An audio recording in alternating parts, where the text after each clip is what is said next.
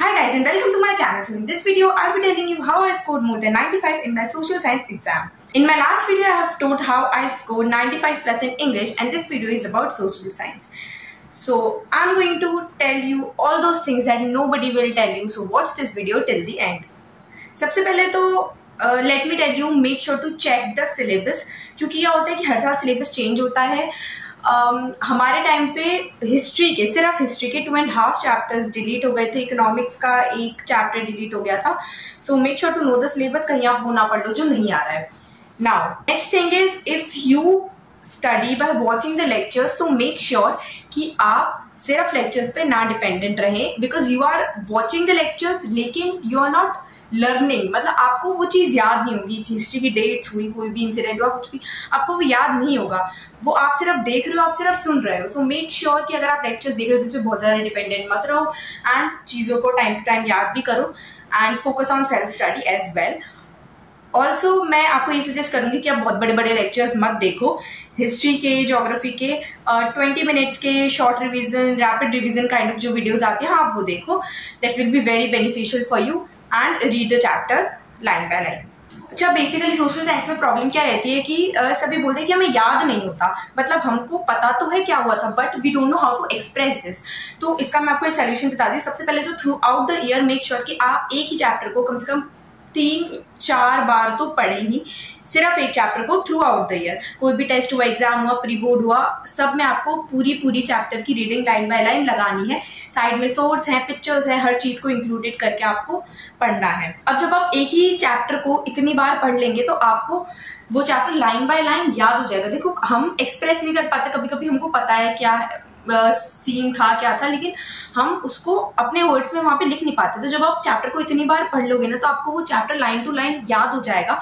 तो एग्जाम में आपके लिए बहुत ज्यादा इजी रहेगा वो चीज को लिखना. बहुत ज्यादा प्रॉब्लम होती है अगर आंसर राइटिंग में, तो आप बुक की एज इट इज लाइन्स याद कर लो ताकि आप एग्जाम में एटलीस्ट लिख के तो आ सको. क्लाइमेट, क्रॉप्स, ये वाली चीजें ज्योग्राफी में याद नहीं होती. देखो, इसका सीधा सीधा लिंक है 9th स्टैंडर्ड से. 9th स्टैंडर्ड में अगर आपने ज्योग्राफी अच्छे से पढ़ी है तो आपको अब हो जाएगी. But now you can't go back in time. अगर 9th में नहीं पढ़ी, नहीं पढ़ाया गया है तो अब कुछ नहीं किया जा सकता. अब सिर्फ एक चीज की जा सकती है कि आप थोड़ा लिंक बना के चीज़ों को याद कर लो कि आपको ये पता है कि महाराष्ट्र वाले एरिया में अगर ब्लैक सॉइल मिलती है तो कॉटन जो होता है वो ब्लैक सॉइल में ग्रो करता है. तो ऐसे कुछ लिंक बना के ही आप याद कर सकते हो. Due to green revolution, wheat, rice, इन सबका cultivation Punjab and Haryana and western Uttar Pradesh की साइड होता है. तो ये वाली चीजें आप इसको ऐसे याद कर सकते हो. आई नो थोड़ा सा टाइम लगेगा याद करने में, बट अगर आप अभी से ही रेगुलर उसको याद करते जाओगे तो it will be easier for you. I suggest कि हिस्ट्री की डेट्स, ज्योग्राफी की जो क्लाइमेटिकल कंडीशंस रहती है उसकी आप एक टेबल बना लो. बहुत ज्यादा इजी रहेगा याद करने में. अगर आपके पास टाइम है तो एक चीज मुझे किसी ने बताई थी कि आपको क्या करना है कि कोई भी एक चीज ले लेनी है. जैसे फॉर एग्जांपल या वीट, कि आपको वीट कितने डिग्री सेल्सियस में या कितनी रेनफॉल में ग्रो करता है, आपसे याद नहीं हो रहा है, तो आप लो वीट और उसका क्लाइमेटिक कंडीशन और आप पूरे दिन उसी को बार बार, जब भी आपको याद आए कि हाँ वीट वो वाला क्लाइमेटिक कंडीशन, वीट इतने डिग्री सेल्सियस, तो ये आप पूरा एक दिन जब आप एक चीज को याद करोगे तब जाके आपको याद होगी. ये मुझे किसी ने सजेशन दिया था मैथ्स के फॉर्मूलेज के लिए. लेकिन सोशल साइंस में भी या कुछ भी याद करने वाली चीज होती है उसमें ये इफेक्टिव है. Now this is one thing I want to tell you कि आप PYQs लगाइए एंड आप सैम्पल पेपर लगाइए, जरूर से लगाइए. I have told in my previous videos कि कौन से सैम्पल पेपर मैंने लगाए थे, कौन से नहीं लगाने चाहिए एंड कहाँ से मैंने PYQs लिए थे और कितने PYQs आपको करने चाहिए, कब करने चाहिए, सब मैंने अपनी पहले वाली वीडियो में बताया है. So do watch that video. Also ये चीज जब आप प्रैक्टिस करेंगे सैम्पल पेपर्स और PYQs से, तब आपको ये पता चल जाएगा कि कौन से क्वेश्चंस मोस्ट रिपीटेडली आते हैं, कौन से क्वेश्चंस ऐसे हैं जो मतलब कौन सा बुक में ऐसा बॉक्स है जहाँ से आपको पैसेज मिलेगा, सोर्स बेस्ड क्वेश्चन मिलेगा, कहाँ से असर्शन रीजन आते हैं और मैप कौन कौन से आते हैं. आपको बहुत इजीली समझ में आ जाएगा अगर आप 12 सैम्पल पेपर्स कर देंगे तो. और जब आप ये करेंगे तो आपको कोई सुबह वाली लाइव देखने की जरूरत नहीं पड़ेगी, कोई भी आपको सीरीज देखने की जरूरत नहीं पड़ेगी, क्योंकि जब आप प्रैक्टिस खुद से करेंगे तो आपको खुद को समझ में आ जाए कि हर सैम्पल पेपर में आप देख रहे हैं what is federalism, her sample paper में आप देख रहे हैं difference between power sharing between Sri Lanka and Belgium. तो फिर आपको समझ में आ जाएगा कि यही क्वेश्चन है जो बताया जाता है कि 100% आना ही है. आंसर राइटिंग की अगर मैं बात करूँ तो मेक श्योर कि आप फ्लो चार्ट्स, डायग्राम्स ये सब बना के आए। सो 10th में बेसिकली सोशल साइंस में तो डायग्राम्स इतने हैं नहीं, ज्योग्राफी में भी नहीं है, लेकिन आप फ्लो चार्ट अच्छे से बना के आए, बहुत ज़्यादा इफेक्टिव रहेगा अगर आप फ्लो चार्ट बना के आएंगे।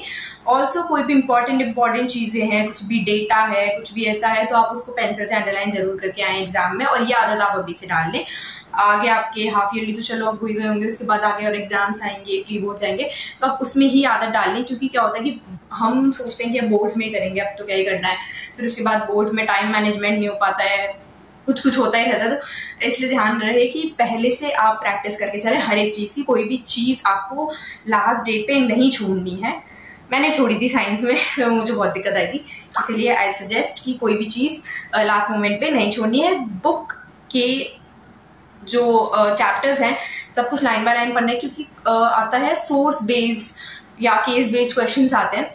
तो उसमें क्या होता है कि वो आपको पैसेज तो दे देते हैं और वो आपसे क्वेश्चन पूछते हैं इस पैसेज के रिगार्डिंग, लेकिन वो कुछ क्वेश्चंस ऐसे भी पूछ लेते हैं जो, जैसे मान लो ये पैसेज है, उसकी अगली लाइन बुक में लिखी है, लेकिन उन्होंने वो अगली लाइन नहीं दी, उन्होंने सिर्फ इतना ही दिया है, ठीक है, पूरा पैसेज नहीं दिया, सिर्फ इतना ही दिया है। अब वो अगली लाइन में से आपसे क्वेश्चंस पूछ लेंगे, है तो वो एक ही टॉपिक, तो है तो वो उसी की रिगार्डिंग, लेकिन वो आपको दिखेगा नहीं उस डेटा में, तो कभी कभी एक आध क्वेश्चन से आ जाते हैं।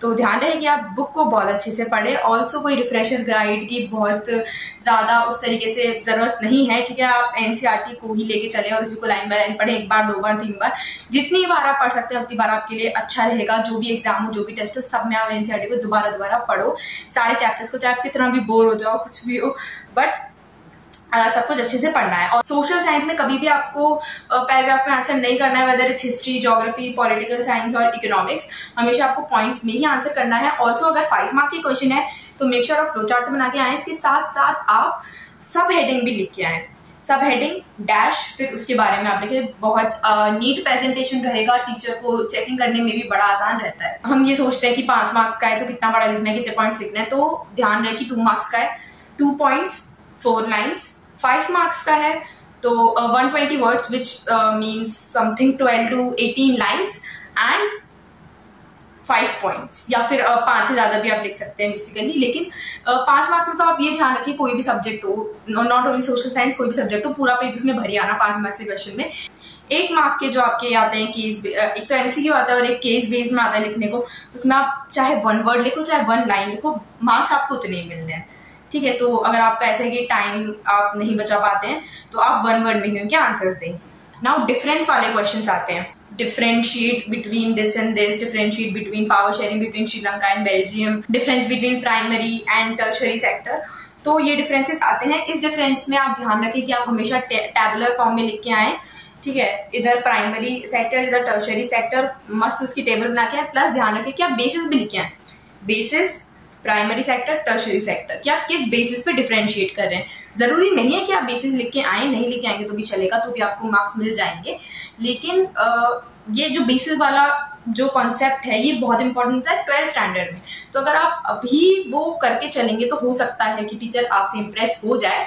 अगर आप बेसिस नहीं लिखते हैं तो भी चली जाता है, but this is kind of suggestion from my side. Line dates, personalities, treaties, ठीक है, कोई भी जगह, कोई भी प्लेस हो गई, ट्रीटी ऑफ वीना हो गया, कोई भी पर्सन का नाम हो गया, फ्रेडरिक सोरू वगैरह, तो वो सब आप अंडरलाइन करना, डेट्स अंडरलाइन करना। डेट्स कभी कभी हमको याद करने में प्रॉब्लम आती है, कौन सी याद करें कौन सी याद नहीं करें, तो मेन डेट्स याद कर लो। बहुत ज़्यादा जरूरी नहीं कि आप सारी ही डेट्स याद करो, सारी सेंचुरीज याद करो, मेन ठीक है, चंपारण, खेड़ा, ट्रीटीज जो भी थी सारी उनकी डेट्स याद कर लो। ना क्वेश्चन आंसर्स का क्या होता है कि क्वेश्चन आंसर्स तो हम लोग लिख लेते हैं, लेकिन हम रह जाते हैं MCQs में, असर्शन रीजनिंग में और मैप्स में।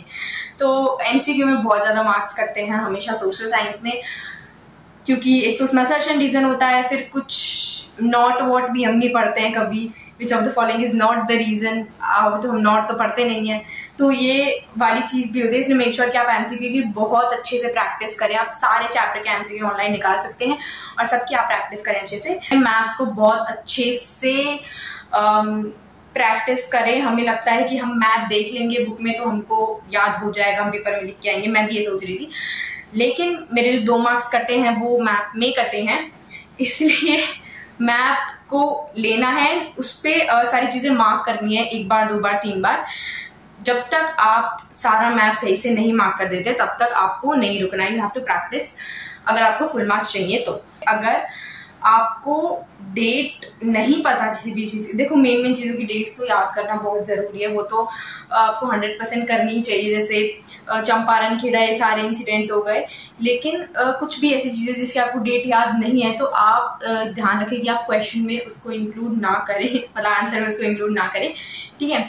मतलब आप कंफर्म नहीं है अगर किसी भी डेट के लिए तो ज़बरदस्ती ना लिखें कि हो सकता है शायद सही हो। जिस भी चीज़ के लिए कंफर्म नहीं है उसको मत लिखिए, गलत लिखेंगे मार्क्स कटेंगे, डजंट मेक एनी सेंस।